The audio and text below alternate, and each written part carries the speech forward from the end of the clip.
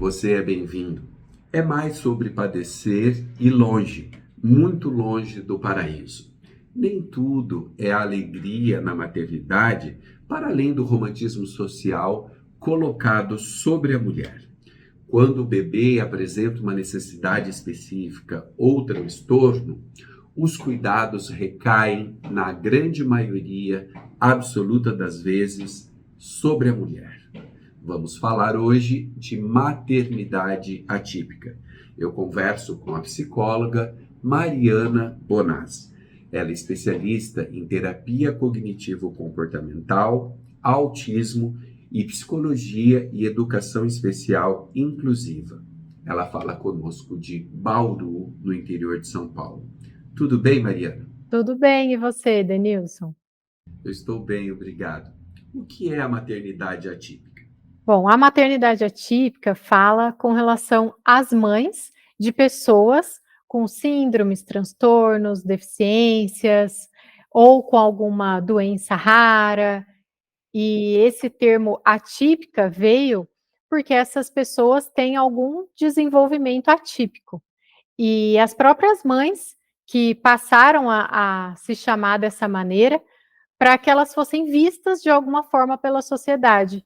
Elas ainda são muito invisibilizadas, mas quando se fala em maternidade atípica, a pessoa percebe que, opa, tem alguma coisa aí nessa maternidade, não é só uma mãe, entre aspas, de modo geral, é uma mãe de uma pessoa que provavelmente ao longo da vida vai precisar de mais suporte do que uma mãe que tem uma maternidade típica.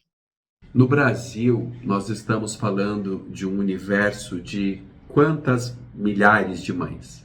Olha, segundo o IBGE, o último censo que saiu, 18 milhões e 6, mais ou menos, de pessoas se entendem como pessoas com deficiência. Isso sem contar transtornos, síndromes, que nem sempre tem alguma deficiência associada e que não está aí no censo. Então, se a gente pensar que todo mundo tem uma mãe, são por volta aí no Brasil de 18 milhões de mães atípicas.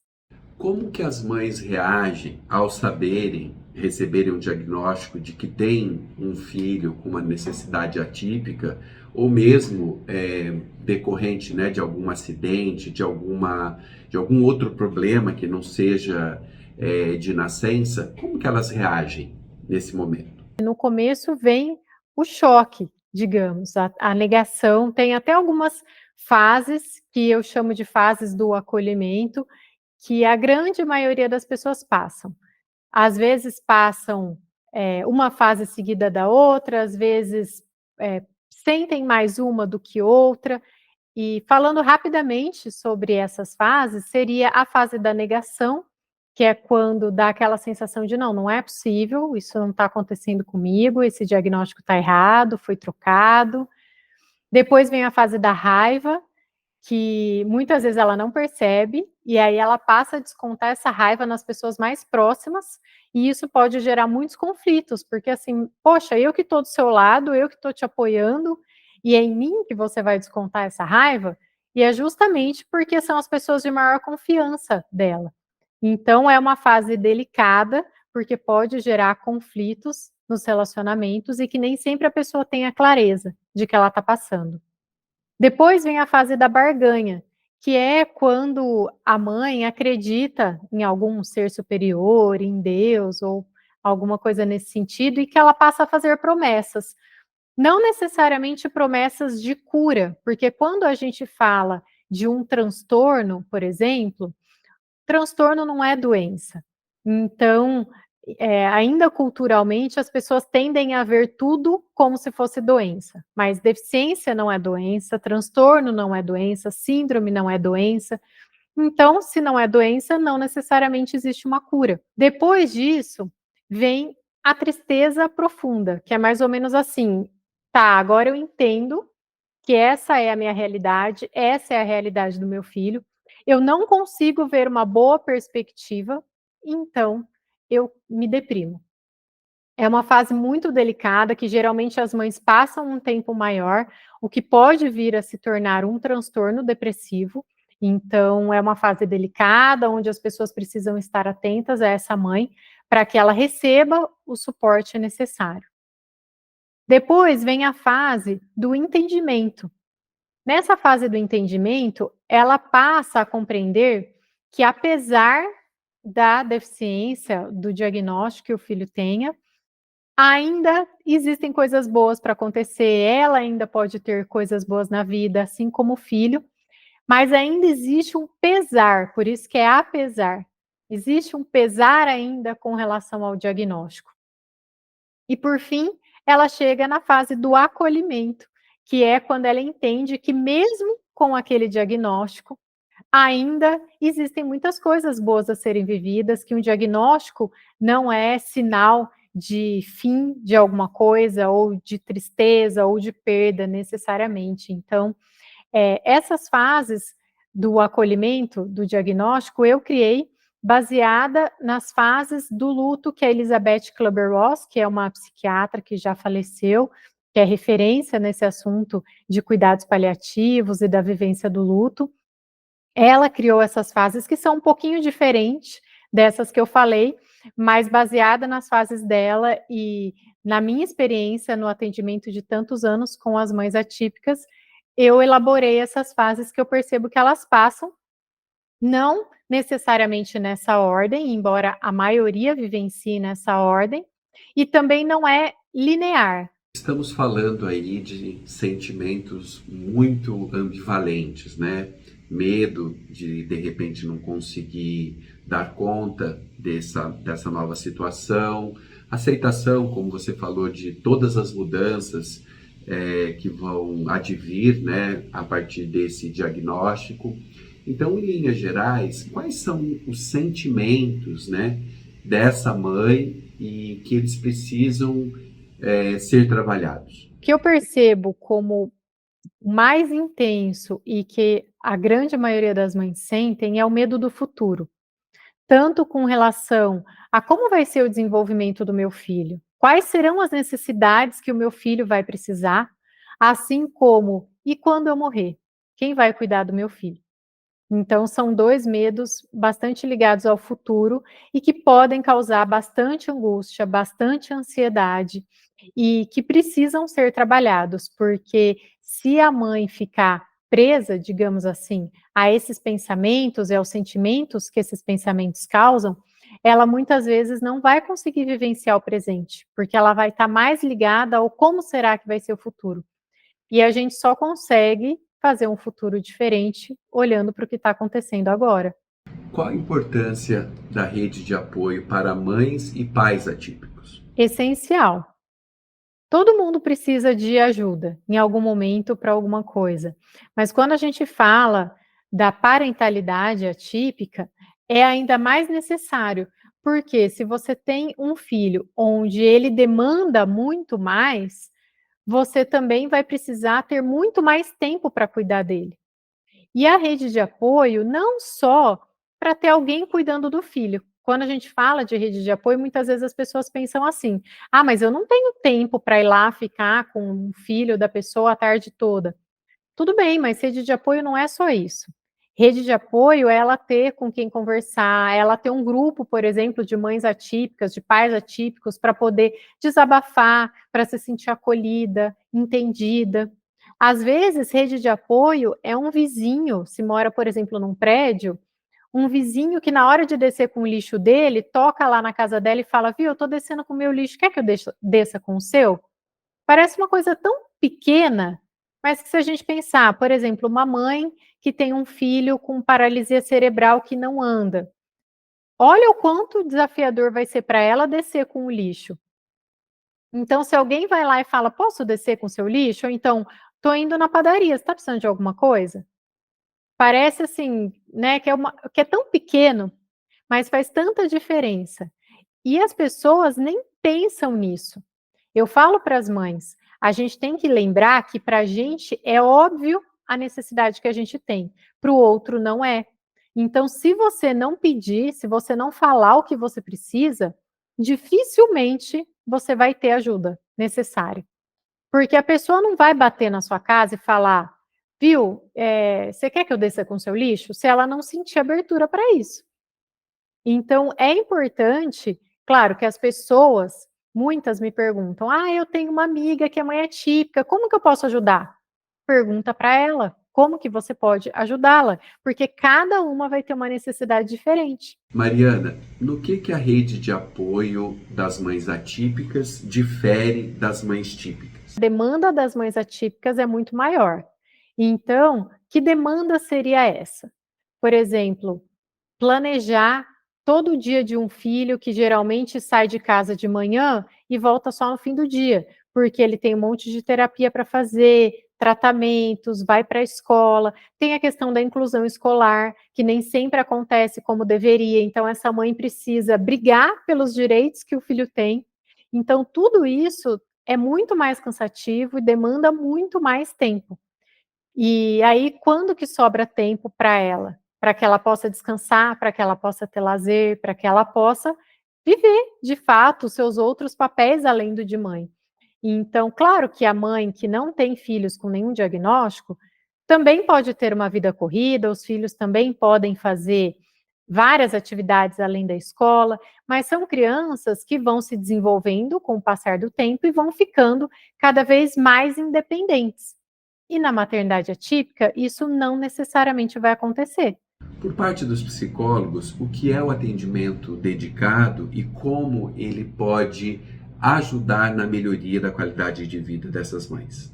Quando o psicólogo conhece as especificidades dessa mãe, ele vai fazer um trabalho, um atendimento melhor ainda, porque é muito frequente as mães que chegam até mim relatarem que, nossa, Mariana, a minha psicóloga anterior, ela não entendia o que eu falava, ou ela fazia comentários do tipo, nossa, sua vida é muito difícil mesmo. Então, quando o psicólogo não tem conhecimento do que essa mãe de fato passa, ele não consegue encontrar, talvez, ferramentas, estratégias que sejam de fato eficazes. Por exemplo, uma queixa muito comum das mães é assim: o meu psicólogo fala para mim que eu tenho que arrumar tempo para mim, porque eu preciso desse tempo. Ela, de fato, precisa, ela também sabe que ela precisa de um tempo para ela. Só que se você olha a agenda dela e a rotina dela, você vai falar: gente, aonde que vai ter um tempo? Agora, se é um psicólogo que já entende sobre isso, ele vai pensar junto com ela e tá olhando para sua agenda, vendo que de fato parece não ter tempo, o que a gente pode fazer para que você tenha mais qualidade de vida dentro da sua realidade. E como que este processo, né, de atendimento dedicado se dá na prática ali no dia a dia? As sessões, elas são como geralmente de um psicólogo. No meu caso, por exemplo, eu faço sessões semanais, quinzenais, quando vejo a necessidade, ou terapia em grupo. O que difere é a forma como a gente lida com os desafios da mãe ao decorrer das sessões. Então, claro, depende muito dos desafios que cada mãe está passando, das necessidades específicas que ela tem, que os filhos têm, a realidade que ela vivencia. Tudo isso para que o psicólogo possa, de fato, olhar, até mesmo pensando na abordagem que ele utiliza, porque hoje a gente tem muitos estudos com evidências científicas do que funciona melhor dependendo do diagnóstico. Então, embora não tenha muitos estudos específicos da maternidade atípica, o que eu faço na minha prática? Por exemplo, uma mãe com diagnóstico de depressão. Não tem muitos estudos voltados para depressão em mães atípicas, mas tem muitos estudos voltados para depressão. Então, quais são as abordagens que funcionam melhor? Quais são as estratégias? Então, eu pego essas estratégias e adapto para a realidade da mãe atípica. Você falou de uma extensa agenda que a mãe atípica tem.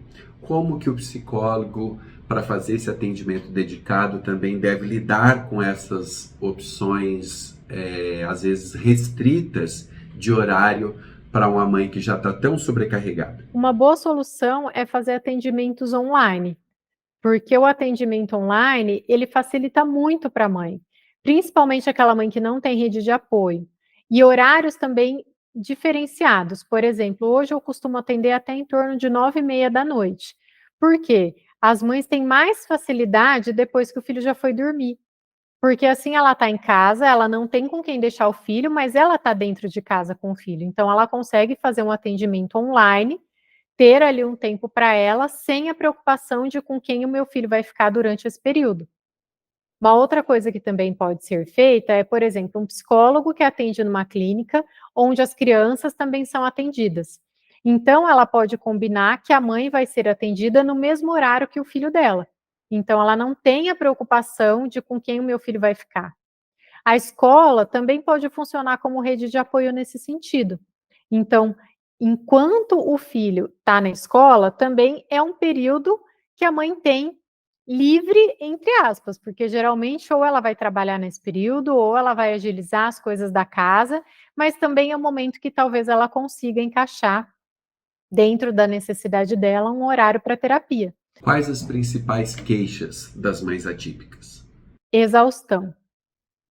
Exaustão, assim, ganha de todas. Tem a questão do medo, que a gente já comentou, mas a exaustão, a sobrecarga mental, porque é muito diferente, por exemplo, um pai que fala, mas eu participo, eu ajudo, tudo que ela me pede eu faço, ele executa bem as coisas que a mãe pede, e que bom, a gente está evoluindo para que os pais entendam que eles fazem parte, que eles não estão ali só para ajudar, né? O filho é tão dele quanto da mãe.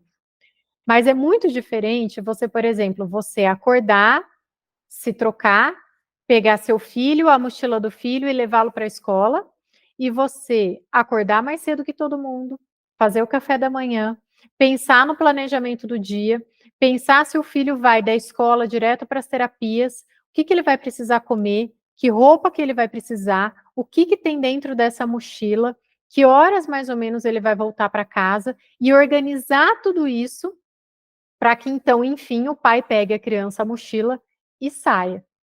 E essa sobrecarga mental é sobre isso, é sobre todo esse planejamento invisível, que ninguém vê. Porque muitas vezes a criança está ali pronta com a mochila feita, ninguém pensa, quem que arrumou essa criança? Quem que arrumou essa mochila? Quem que planejou o que vai estar dentro da mochila? Então, a exaustão física, ela vem porque a sobrecarga mental é muito maior. A exaustão física, elas falam, eu deito, mesmo que eu não consiga dormir muitas horas, mas eu até consigo descansar. Mas a minha cabeça não para. Para dar suporte a essas mães, quais os papéis, então, dos pais, dos maridos, companheiros, da família e até mesmo do Estado? Dos pais, ao meu ver, é sentar com a mãe e falar: olha, como que eu posso ajudar? Como tem sido? Esses dias, por sugestão minha, uma mãe conversou com o marido e aí ela perguntou assim para ele: o que você percebe que eu faço pelo nosso filho? E aí ela falou que ele falou algumas coisas práticas. Por exemplo, você leva para a escola, você organiza as vacinas e o almoço, por exemplo. E aí ela falou, e que mais? E ele ficou sem saber o que dizer. E ela falou assim, Mari, eu falei mais de 30 coisas que eu fazia e que ele não percebia. Porque são essas programações que ficam invisíveis no dia a dia. E aí que ele passou a ter clareza de, meu Deus, agora eu estou entendendo por que você está tão cansada. Então, quando o pai se propõe a parar para olhar para isso, para não pensar, tipo, por exemplo, as mães que não trabalham, mas você ficou o dia inteiro em casa, como é que você está cansada? Mas o que ela ficou fazendo o dia inteiro em casa, cuidando de um filho? É muito cansativo, é muito exaustivo, principalmente se for uma criança que demanda bastante. Então, o melhor pensando nos pais é isso. Pensando na comunidade em geral, então ali, avós, amigos, sempre perguntar: como que eu posso te ajudar? Olha, eu não consigo ficar com seu filho, por exemplo, mas eu quero te ajudar de alguma forma, o que eu posso fazer? Com relação ao Estado, é importante que se tenham políticas públicas que olhem para as mães atípicas, que dê suporte para elas também, não só para os filhos. Então, olhar para as mães com filhos com deficiência, transtornos, síndromes e disponibilizar atendimento psicológico, no mínimo, para que elas também recebam suporte de cuidado. Como as empresas reagem ao saber que uma funcionária, uma colaboradora é mãe atípica? Na maioria das vezes, elas não gostam de saber, porque são mães que tendem a faltar mais, que os filhos muitas vezes têm questões de saúde, então que vão precisar ir mais a consultas, que têm as terapias, que precisam desse suporte maior e que muitas vezes a empresa olha só para a questão assim: "Ah, é um funcionário efetivo? É um funcionário eficaz?" É. "Ah, não, falta mais, sai mais cedo, então não é interessante para mim". Mariana, especificamente falando deste ambiente de trabalho, que políticas públicas você acha que seriam importantes para suportar, né, para dar apoio a essas mães atípicas no trabalho? Tem alguns estados, e se não me engano, se for, serviço público também as mães conseguem, principalmente mães de pessoas com autismo, a redução da jornada de trabalho. Então eu penso que deveria ter isso para todas as mães que têm filhos com algum diagnóstico, porque a redução da jornada de trabalho, sem ter a redução de salário, possibilita para essa mãe um cuidado melhor para o filho, para ela realmente ter mais tempo para se dedicar ao filho e também mais tempo para que ela tenha um tempo para ela nisso tudo. Quais as alegrias da maternidade atípica? Quando a mãe atípica aprende a olhar as pequenas conquistas do filho, ela descobre grandes alegrias, que para muitas mães passa muitas vezes desapercebido. Por exemplo, se você perguntar para uma mãe típica: "Quando foi? Quantos anos ou qual a idade do seu filho quando ele falou a primeira palavra? Que palavra que foi? Como foi quando ele deu o primeiro passo?" Geralmente a mãe tem uma ideia vaga. "Ah, eu acho que falou tal coisa, eu acho que foi por volta de tal idade". A mãe atípica geralmente sabe, assim, até a hora que aconteceu, porque foi muito esperado para aquilo acontecer. Então, ela aprende a valorizar muito mais a vida, o presente, e percebo também que ela passa a olhar para o mundo de uma maneira diferente. Ela começa a perceber o quanto ela era preconceituosa, capacitista e o quanto ela pode fazer diferente pelas pessoas. Que dicas você daria para as mães atípicas? Peçam ajuda. Mesmo que aí na sua cabeça os seus pensamentos te digam: "Não, você tem que dar conta de tudo, você vai parecer frágil ou fraca". Primeiro que a gente não foi ensinado a questionar o que a gente pensa. Então a gente olha para os nossos pensamentos como se eles fossem verdades absolutas, e não são. Então, quando vier esses pensamentos, se lembre de que eles não necessariamente são verdade e que você precisa de ajuda, para que você tenha mais qualidade de vida, para que você sinta a maternidade de forma mais leve. E se você não tiver para quem pedir ajuda, você pode olhar para o seu dia a dia e buscar pequenos momentos, pequenas alegrias no seu dia a dia. Por exemplo, parece tão bobo, mas muitas mães atípicas não fazem o seu próprio prato de comida na hora do almoço, elas comem o que ficou do prato do filho, porque já estão ali naquela correria, já estão tão acostumadas. Começa a fazer o seu prato, faz uma comida que você gosta, mesmo que seu filho não goste tanto, faz em menor quantidade para você, esquenta essa comida antes de comer. Parece assim, uma vez eu falei isso e uma pessoa falou para mim: "Não, mas isso aí que você está falando é o mínimo da sobrevivência". Eu falei: "Então, mas é o mínimo que às vezes a mãe não tem". Mariana, obrigado pela entrevista. Obrigada a você, foi um prazer. É sempre muito bom poder falar sobre a maternidade atípica, trazer esse assunto que ainda é tão invisível para a sociedade, para que as pessoas olhem para as mães e percebam que: "Nossa, o que que eu posso fazer então para ajudar?", né. E até para olhar mesmo para o lado, eu recebo também muitos relatos assim: "Nossa, antes do meu filho com diagnóstico, eu nunca tinha percebido que a minha vizinha da frente tem um filho com deficiência, e fazia anos que ela morava ali, e ela nunca tinha percebido". Então é abrir os olhos mesmo, olhar em volta e pensar como que eu posso fazer para ajudar de alguma forma ou para que o mundo seja, pelo menos um pouquinho, mais justo para todo mundo. Obrigado pela atenção e até o próximo vídeo.